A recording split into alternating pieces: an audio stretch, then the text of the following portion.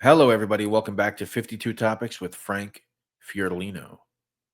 Episode 13 The Gotti Regime. Meet John Jr. Frank, what's going on, buddy? Yeah, like my freshman year, if you would have asked me how it would be, where was Howard Beach? The the first September of '85, I really would be like, I don't know, on the way to Rockaway Beach. It was this arcade. We were kids. We used to stop there. I remember basically, we weren't driving then, so I didn't know exactly where it was. But that all changes in December of that year when it's all over the newspaper that this John Gotti guy is the new Godfather. I didn't think nothing of it. I went back to school. I didn't even think that we had that many kids from around that area going to the school I did. I went to Christ the King, by the way. You know what I mean? And and it became a thing. Little by little, I learned that two of his nephews came to the school, and they quickly got a little fan club going. Kids from other neighborhoods were gravitating towards him just because who their uncle was. Or maybe they had friends for a while, but I seen a lot of that going on. And the more that was going on, the more I seen them taking advantage of that situation. And even though John Jr. didn't come to school with us, that was going on in his neighborhood as well. The more the gravitating and it was going on, the more they felt like entitled to get away with a lot of stuff. And I'm talking about the Gotti kids. I could talk about incidents. There was an incident with a friend of mine. His brother was friends with a couple of them. The Joey brother, which was actually the nicer one, but something over a girl. One of them they talked to the girl, and this kid was in there in a circle. They got into this. They were seniors at the time, and they tried to jump him. So the kid defended himself, but he had a ring, and he missed one kid, and he hit the kid Joey right in the eye. And they wanted fucking the get back, so they got this kid at a pool hall, and they called him down. A real nice guy too, a real straight arrow kid, and they worked him over. They gave him a black guy. That was that, and then that wasn't bad compared to what the brother Junior would have did. But that the kid, the other brother, Joey's brother Richie, came down, and that was that. But they were doing stuff like there was another kid. They were in Seaside Heights. They got him drunk, fucked them up a little bit, and then left them there. A friend of theirs. And these kids, believe it or not, are gangsters today. You know what I mean? Like they're guys in that life. And so you can only imagine how they feel about what went on during this period of time when these guys felt entitled. There was the Trujillo kid. Um, he was made at a very young age. That's Ronnie One Arms kid, and this is coming from Howie, and other people that I've heard on the internet these days, but not on the streets because I wasn't on the streets at the time. That the younger Gotti, the John Jr.'s brother, was trying to move up on him, something he liked to do a lot, and and uh, and they seen that, and the kid Trujillo was making a lot of money. So to eliminate that problem, they made the Trujillo kid so the kid can't fuck with him no more, being a made guy, and the other kid was not the kid Peter. But he had that. They did stuff like that. They would go for kids in the neighborhood and ask him to do a favor and put a couple of bets in. And when the kid was lost, he'd act like he had nothing to do with it.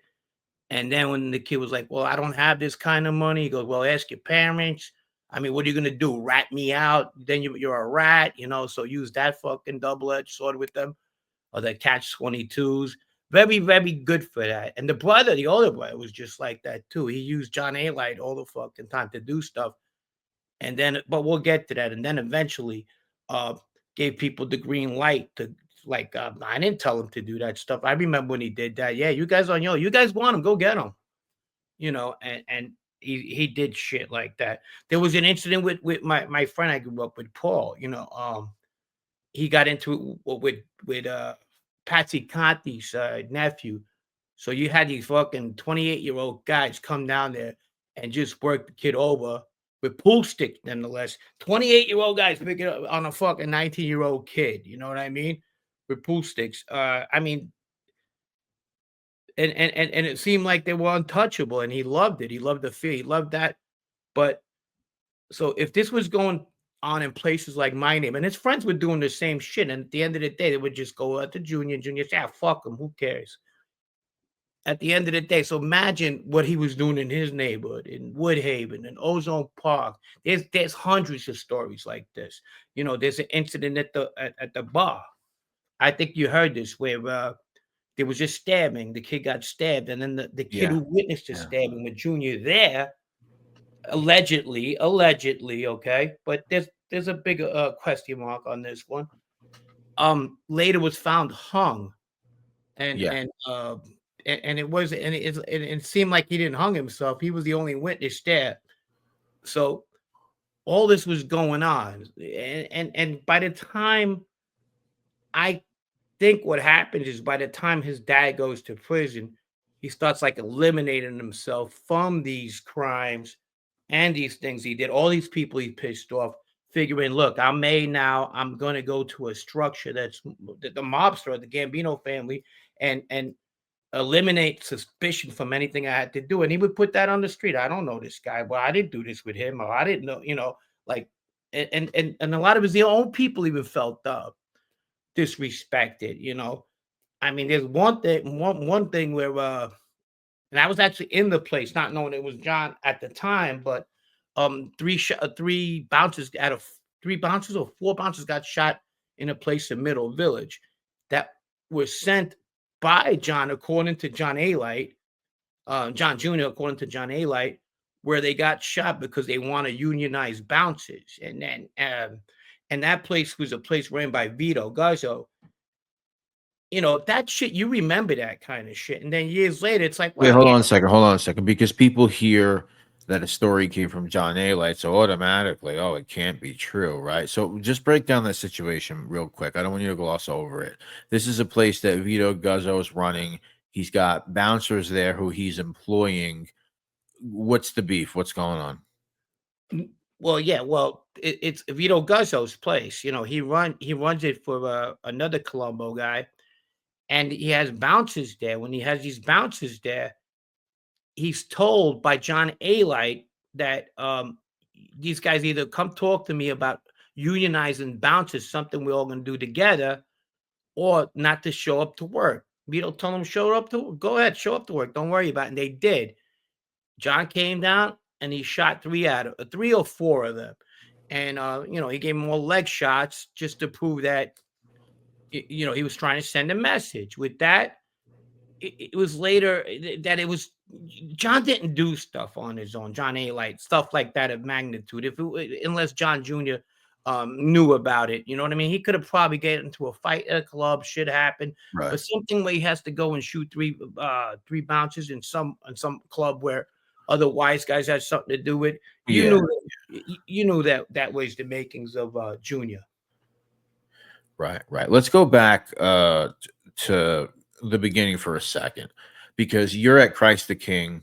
You're not paying attention. Oh, who's from Howard Beach? Who's from there? You know your friends from your neighborhood or whoever it is, but just for everybody, and I know we kind of touched on this a couple episodes ago, but the neighborhood culture and even the geography of like a Ridgewood versus like a Howard Beach. Break that down, that dynamic.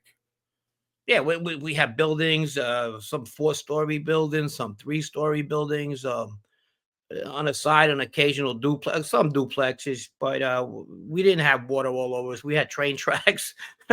We used to hang out. That was our summer vacations. We used to use the tracks for everything, crossing to go to Yeah. school, crossing to go to the movie theaters, just going over there and playing on putting coins on the rails, whatever. From an early age, just that was our playground.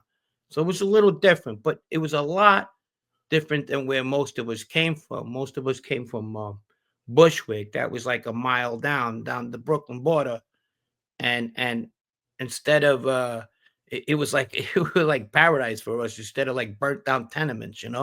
And Howard Beach today exists as and there's some middle class, but a lot of largely upper middle class to you know wealthy people with a lot of bucks in the bank. It's kind of one of those areas. And back then, is it pretty much the same or Oh, more yeah, middle yeah, class? of course. It was people, yeah, a lot of people own businesses Right, and live right, there, at one time, people just felt that, didn't wanna go so much to Long Island, but wanted to keep in the city, and that was the second best thing, you know? okay, You had in-ground pools in Howard Beach. We didn't have that in Ridgewood, you know? right, right, okay.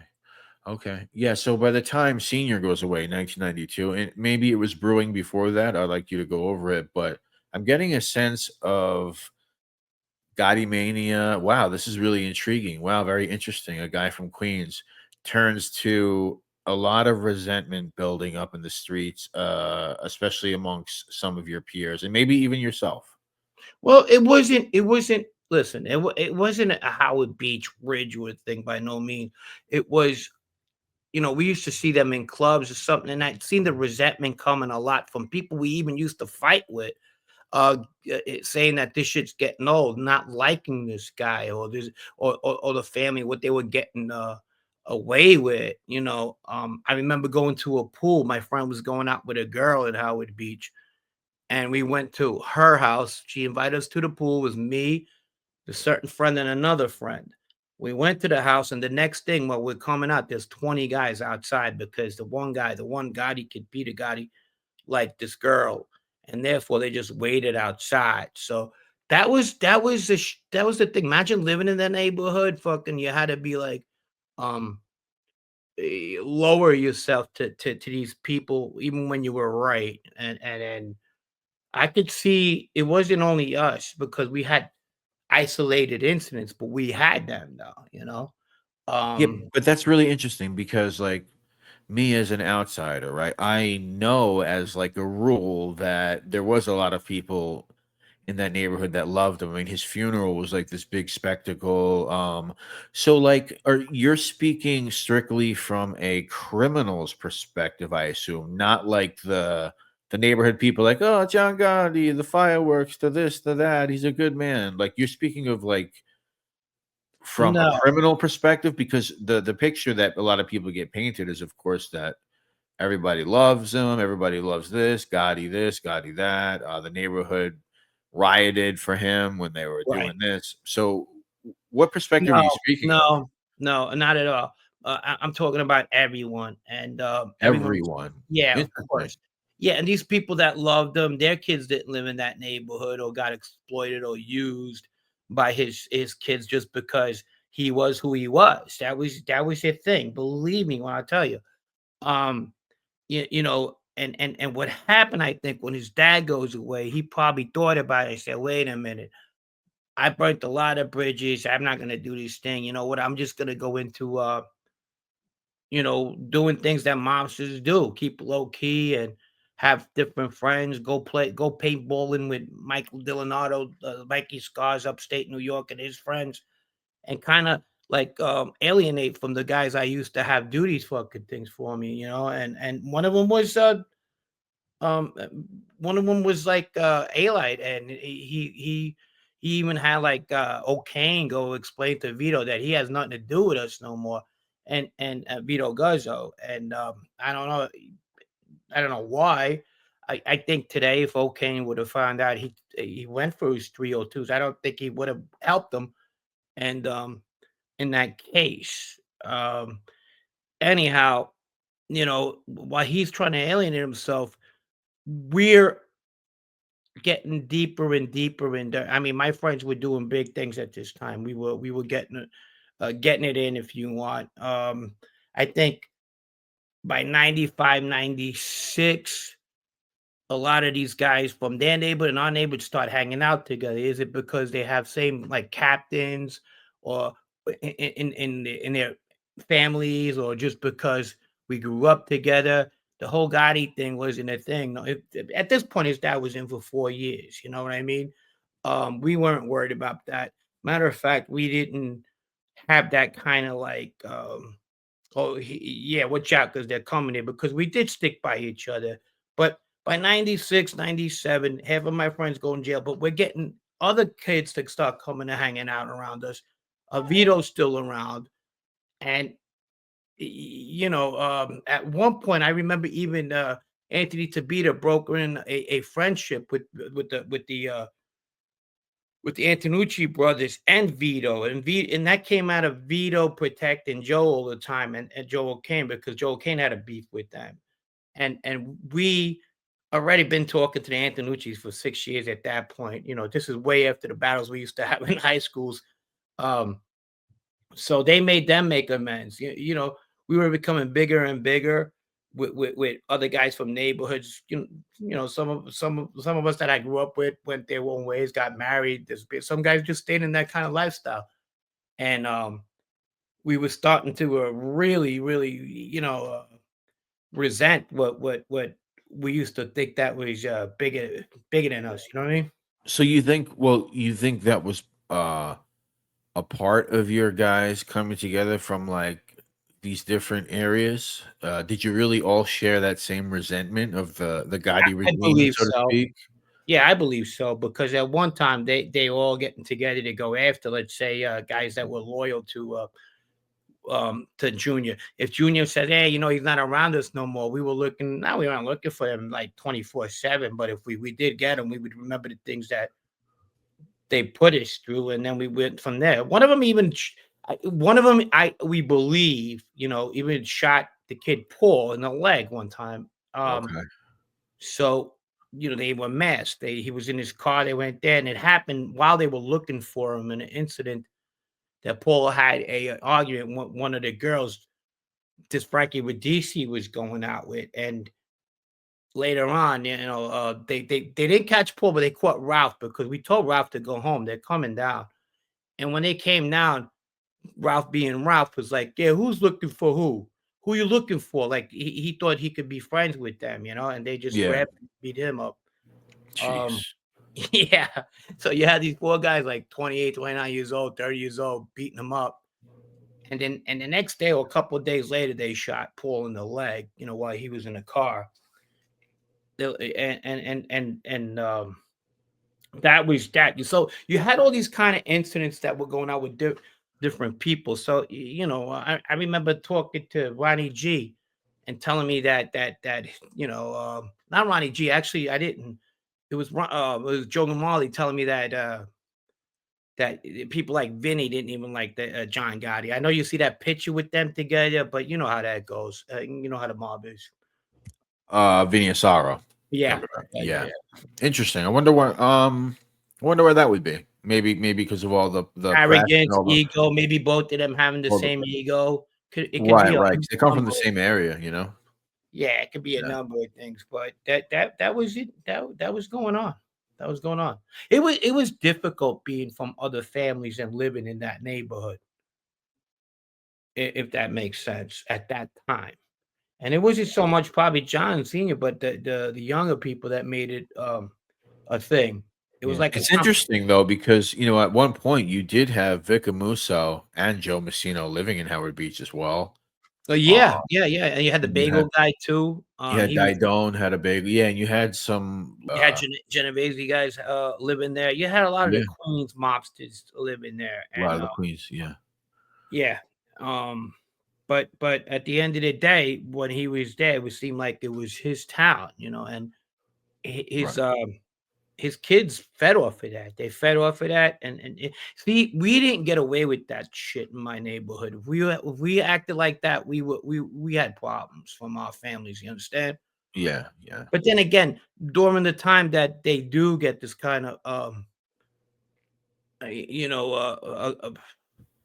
what do you call it? The time John becomes who John is. Well, John was always who he was, but big like that, and a lot of people are aware of it. People around him, our people weren't around no more, so we had to fend for ourselves. So it just made us angry as we got older.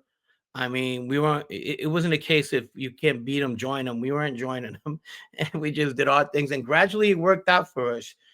I mean, not really, but you know what I mean. It was where Yeah. people were seeing us in a different light as we got into the to the next decade. Right, right, right, right. Hey, let me Which ask you this. Let me ask you this because you bring up before like your Uncle Cheech or whoever it may be. Let me ask you, it's 1988, 18-year-old Frank, he gets beaten to a pulp, gets put in a coma by some Howard Beach kids. What happens? I don't know. That's a good question. I wasn't as aggressive with my mouth. There's a lot of people I was around. I don't think I was anyway. What happens? I don't know. I think that was something my brothers would have handled and not my uncle. Okay, And your and brothers. Yeah. I've been in situations where I got the short end of the stick, and that's exactly what happened. Without even telling my uncle. My uncle was a guy at that point, he had money already. His kids were in the house at 8 o'clock. Um, my that kind of drama that I brought into him was one that he really wasn't in the mood for at all. Okay. So some things were left unsaid with him. Most things were left unsaid with him, and we kept it at that. Okay. I mean, it had to be really, really like where I don't know, got fucked at for no reason. And I mean, nobody really gets fucked up for no reason twice. It happened once. Yeah. All right. So usually your brothers would be the one to avenge if anything were to happen. Cousins, brothers, my brother's brother-in-laws were always there. That we had a pretty good clique, and we did take care of. We'll get into that too, Sure. eventually. Sure. Sure. Um, when you didn't want them to think it was the Italian guys that did it, because eventually they're just gonna go to their fathers and make a big stink out of it, and then we're sitting ducks. We would Yeah. use fucking Latin people. We would use mostly. We did that a lot, believe it, more than you think. So yeah. So all you guys start getting into criminality. Gotti's in prison for life. I guess Junior's career is somewhat Well, do whatever he. I'm sorry, he's focused in the mob, but at the same time, while he's doing that kind of thing, he's alienating what happened in the past. Figured if I don't have these guys that I done a lot for me, then shit'll go away. I think he thought, but it Yeah. didn't work out that way. And it's strange because he takes 302s and there's deflection there. That's something that he did with a lot of the guys they were doing shit for him, and then he went cold turkey on them too. Okay. Okay, he was his father's messenger. He was an acting boss, but I get that. But at the same time, he also acted like he never knew some of these people, and that kind of was a sentiment that was going on between a lot of people in those neighborhoods. He eventually says that he had left the mob. I don't know if that's true, and I don't know if it's not true. Um, and then at one point he wants to go off. He wants to go after the people. Wants to start a witch sect mafia, a whole thing. Deflection again. You get it? Yeah. And then there's Yeah. these 302s that comes out, and that was it. I don't know. You don't see him much in the mob light. I don't know if anybody. I don't know how true it is if anybody fucks with him, but I mean, the more and more you hear about it, not a lot of people fuck with him anymore like they used to. You have other people, I'm not gonna say their names, calling them. They actually feel that he did cooperate. People in that life or not. I don't know if they're no longer the Philadelphia guy. We'll leave it at that. Yeah. So maybe it is true. I don't know. I'm not out Well, there. people listen. People take the same information that everyone else has, and then they interpret it however they want to interpret it. That's basically what I see. Right. Right. No, So and that's true. And I guess that could be said for me. I'm taking what's going on. But as far as like what I remember then, you know, that's what it was. It was they could do whatever they want and they got away. And it wasn't necessarily all criminals. This is a criminal point of view. There was people with regular businesses. They felt that they would convince them or borrow money from them and not pay him back. Or if there was a guy loaning money, they think they could get away with it if they don't pay this guy because he ain't gonna tell because they don't make it look like a rat or he's afraid. right, right, right, right, right. This Yeah. that's the type of stuff they were doing. Yeah, yeah, and once again, like this is a perspective from the street, like a street perspective, not something that's often fed to people, in reference to that Well, family, so but so this is not I don't know, I don't want to say this is a Gotti hate fucking thing or no, whatever the fuck. no, It's it's just not. simply your Mm-mm. experience and then experience of your friends and things you hear, things from basically becoming a criminal at the time when all that stuff was going on. What do I personally know if anybody that's in the life right now that's been affected by these people, hate, any of them? I don't because I haven't been around, you know what I mean? But Yeah. I'm just thinking about myself. If that was me, I wouldn't be too happy with them, you know? There was another one of the cousins that went out with, stole somebody's wife before the wedding, was sleeping with him, and this was a family, like, they considered this kid a family relative, and all that kind of stuff. So there was a lot of scumbag shit going on, thinking, well, I'm a guy, I could get away with it. Interesting. Yeah, Hey, listen, it's the there's a oldest. list out there, and I guarantee you, when we're done with this, um, we might get a little flag or feedback from that camp. I don't care. Who cares? I'm not even going to answer it. Yeah, I mean, I mean, listen, I mean, this is your Yeah, experience. yeah, yeah, This is yeah. your I'm not experience. You're saying it from Mhm. your point of view, from your experience. Everybody has their own fucking point of view. So, I mean, But I'll guarantee you there's gonna be a lot of people that agree with me too and might be anonymous and say, "Well, you know what? I remember those days." Yes, and he's right because that's how they ran around the neighborhoods. right. Well, listen, And this whether whatever. whether the feedback is negative or positive, I would just hope that it's coming from people who are at least in that area and experience things and not from somebody like me who wasn't there or from somebody who's a fucking troll or whatever it is who just likes to blindly stick up for things just because they want to be on some fucking team or some shit. So, yeah, anybody from that area, anybody who used to be in the life a criminal or grew up in certain areas, know certain people, you want to chime in? That's a respectable comment from you. Well, the thing that's scary about it, I'm outside the bubble out of this. The stuff that there's a couple incidents that affected people that I knew, friends that I knew, but at the same time, if I'm outside, imagine the ones who were inside the bubble. Right, right. Yeah. At Yeah. the end of the day, it was what? What do you say? The A light thing was like, that's not me who did that. That's John. Do whatever you guys want to do. He green lighted anybody basically to do whatever they had to do to him for things he told them. A lot of this stuff. Anyway, I don't know all that he did himself. So, on that note, that's it, man.